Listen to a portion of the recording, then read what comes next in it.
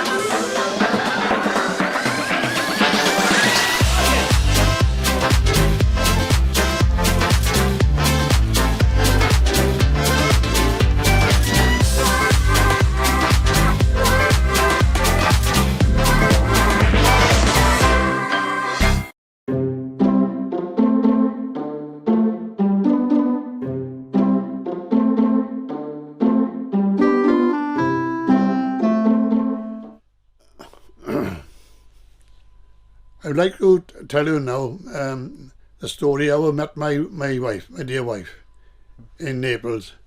just during the war. Of course, I mean, the British Army didn't like you fraternising with the enemy. But at any rate, I'd like to tell you how I met my wife.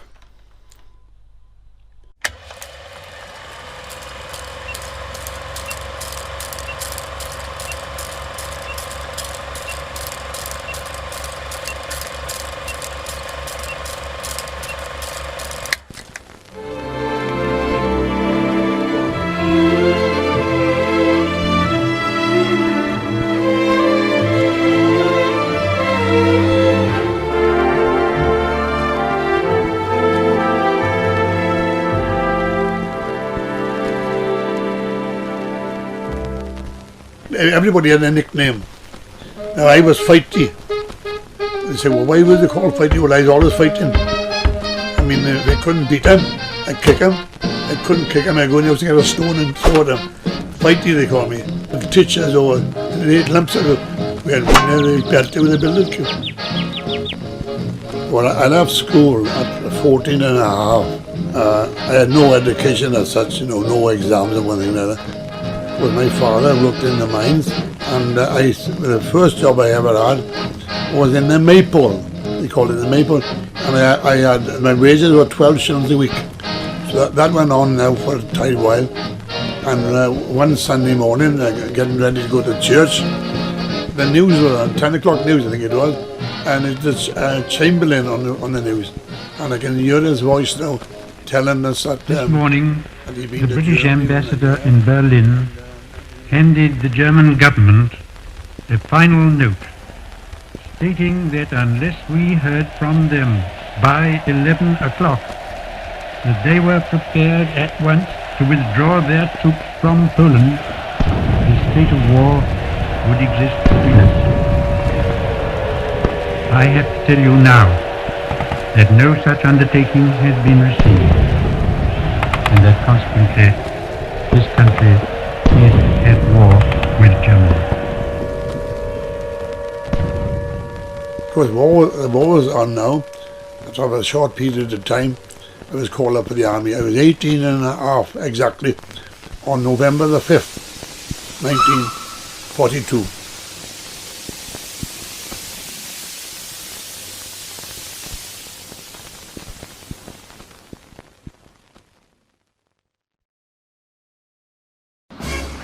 Of course, I finished up in Brecon. I'd done my training in Brecon, and of course, we went through all the rigmarole. Well, they supplied you with everything. Battle dress blouse, denim blouse, overcoat. Like you had a cap badge and vest we had, No pajamas, because you had your long trousers, long shirts, and all this, and you had your boots, one pair of boots we had, and then you had your steel helmet. Then you had the side hat, but they're very, very good. The uniforms are very good, very, very warm. You couldn't complain about that, but very rough they were. And then, of course, you finish your 6-week training, then you go to a specialist training. Well, of course, it was very heavy. You had long route marches up in daring lines with a machine gun. Well, of course, they always made a mess. I wasn't a very good soldier. They always remember making a mess of the hand grenade. Of course, you would take a safety pin out, look out of the trench and throw it. See where you're throwing it and put your head down. Because I'd done it the other way around. I threw it and looked up. You soon learn quick in the army. No need for nobody to tell you. You learn the hard way. There are many dull things you can do.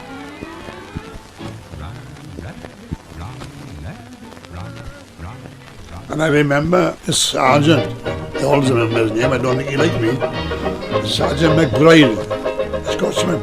I can see him now, he had a dress hat sticking in the centre of his head, really short, just doggy job. The RSM was the top man, Sergeant Major. Well, how can I put it, you think there was one very pleasant or thing, but it's for your own benefit, you see. Well, of course, he was at attention, you see, all stiff, stand in front of you, nose to nose. You give him an order, you want to obey straight away. Now he makes raw recruits, just tremble in their boots. He calls them slackers who's gone crackers. Our sergeant major, his feet fill up the road. Knock-kneed and pigeon-toed, we'd sooner shoot him than salute him. Our sergeant major is far away the worst friend we've ever had. When he's far away, well, we're mighty glad. The mascot goat we own, so big and fat has grown. Wild and warlike, it's far more like our sergeant major.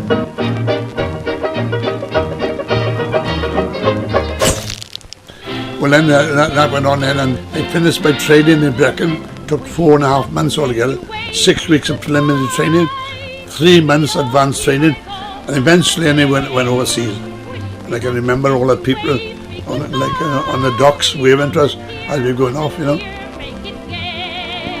And the ship we was on was called the Bergensfjord, the Norwegian ship, leaking and all that. It must have been built before the First World War. And then we went through the Bay of Biscay. And the Bay of Biscay, they say, is one of the most roughest seas in the world. It was so rough. We got seasick. We were about 8 days on the ship. Because we never knew very little about what was going on. But because the German U-boats was after us. But anyway, we went to North Africa. So we landed in a place called Philippeville. From Philippeville then, we went in a troop transport, big lorries, and we landed in a place called Bizerta. From Bizerta then we went to Italy, Salerno, and then landing craft infantry.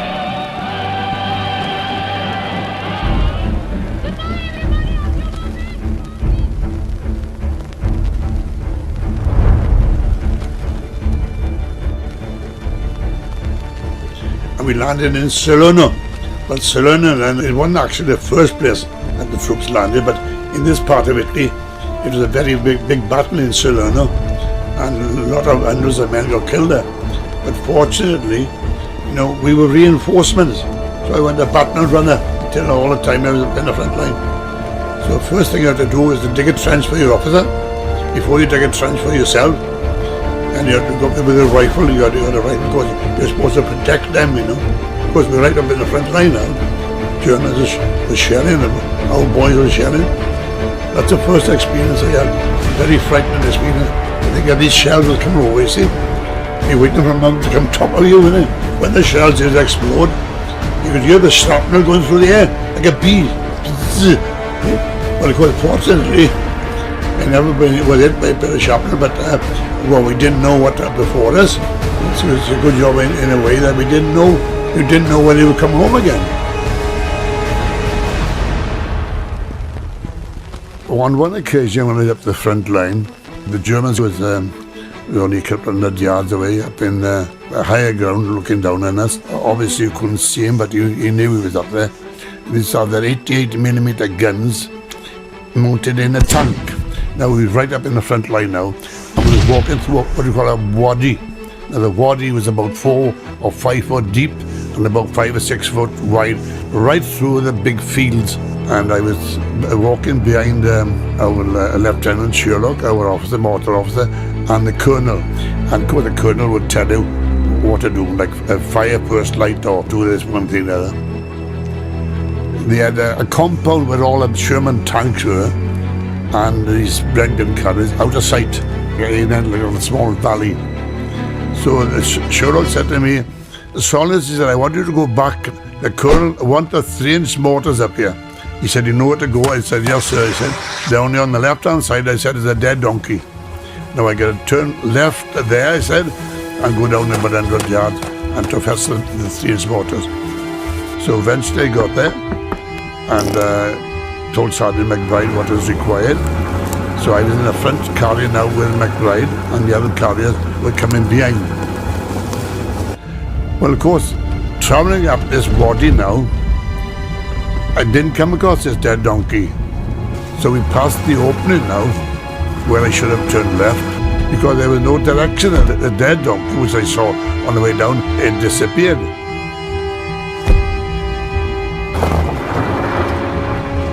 And what happened then, I went back then, tell the colonel and Lieutenant Sherlock of what had happened, you see.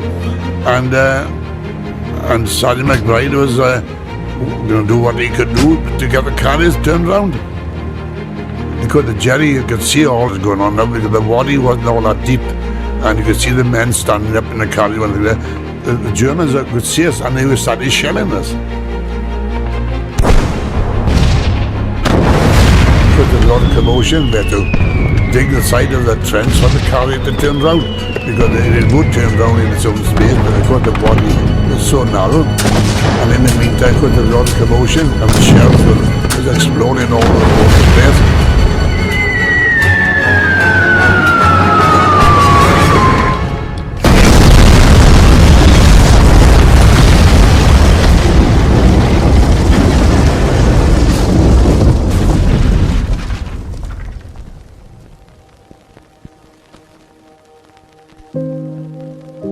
And a shell dropped behind me, and of course a blast went into the centre of the body and killed these two soldiers. And they buried them. Were there. As a matter of fact, I always remember the two men had their feet blown off, and their boots was still on their feet. You know. Even now, very often I would think, you know, was it my fault? Well, of course, it's just one of those things that happen, you know. I mean, you can't dwell on it too much because it is. But I never knew what happened to the dead donkey. I came out then for a couple of days, and of course, but I never went back to the front line.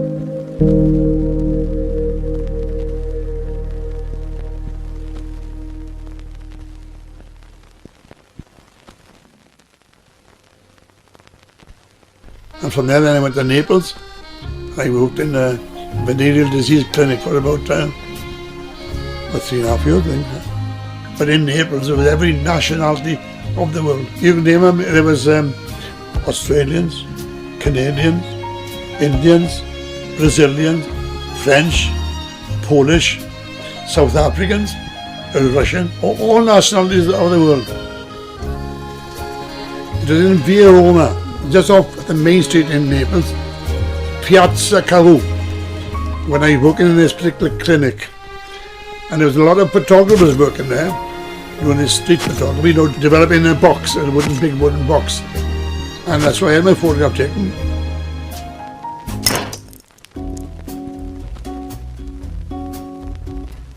And I said to the sergeant, I said, Sergeant, I said, see a young woman across the road by there? And he said, yeah.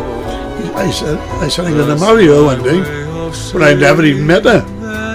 Well, of course, it is difficult for a woman to court an English soldier or an American soldier, whatever it is, because they didn't know what the future was holding for them, you see. And it took me a year to get married altogether. My triplicate form, he was rejected because of something wrong. But in the end, I had permission to get married. And fair play, the army done all they could then, because she was a British subject now by marriage. And about a couple of months later, I got posted from Naples then to Bologna, right up in north of Italy. Then I went from there then to Riccione, and from Riccione I was demobbed then. Come to this country and then demobbed, you know. Mi dipingevo le mani e la faccia di blu. Poi d'improvviso venivo dal vento rapito